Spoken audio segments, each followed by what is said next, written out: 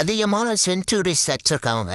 ஆனா இந்த 3 பேர்ல யாருமே பாத்தீங்கன்னா ஒரே ஸ்கோர்ல எடுக்கல. இன்னைக்கு பாத்தீங்கன்னா ஒரு சம்பவம் பாத்தீங்கன்னா ருத்ராஜ் ஜெயக்கோட் பண்ணியிருக்காப்புல 131 பாலுக்கு 134 ரன். தலைவர் லாஸ்ட் ஓவர்ல 4 6 பாத்தீங்கன்னா அடிச்சிருக்கான். தலைவன் இவ்வளவு பண்ணியும் ஆனா இந்த டீம்ல உள்ள போகல.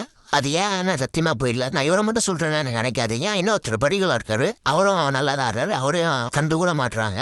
நான் பண்றது இந்த பிசிஇ. அடுத்து பாத்தீங்கன்னா ஸ்ரேயஸ் ஐயர், அவரு 34 பாலுக்கு 45 ரன் அடிச்சிருக்காரு.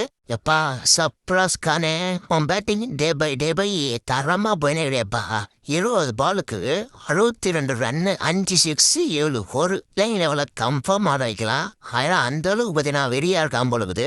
எந்த டீம் அவர் கண்டு கூட இல்லைல்ல. அதுக்கப்புறம் வெங்கடேஷ் ஐயர், அவர் 33 பாலுக்கு 65 ரன் வச்சிருக்காரு. நாட் அவுட் வேற. ஆர்சிபி பென்ஸ் எல்லாம் ஹாப்பியா இருங்க, கம்பேக் கொடுத்துறாப்பில்ல தரமா. அப்புறம் என்னடா 4 மேட்சாவே அடிக்கிறியே அப்படின்னு பார்த்தா டிஜேஷ் சர்மா 33 பாலுக்கு 77 ரன்.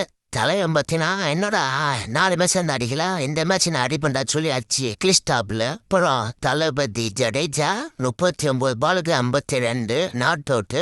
தலைவன் போலிங் போட்டு 3 கேட்டு. அப்புறம் ஜுரல் 96 பாலுக்கு 123. இவரும் பாத்தீங்கன்னா இவரோட பேட்டிங் பாத்தீங்கன்னா படிகள் மாதிரி தான் இருக்கு. தொடர்ந்து கொஞ்சம் அப்படியே ஸ்கோர் பண்ணி இருக்காப்புல.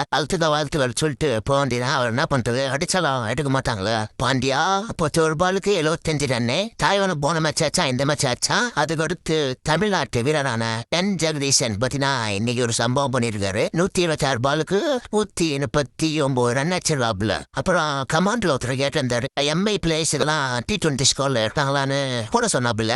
அதனால எம்ஐயோட ஸ்கோர் T20 யார் யார் இருக்காங்களோ அது எல்லாமே நான் தேர்வில் நான் போடுறேன். சரி, இப்போ வீடியோ பார்க்க முடியாதப்ப சரிங்க, அப்படியே போற போக்குல லைக்கை போட்டு சப்ஸ்கிரைப் பண்ணிட்டு போங்க.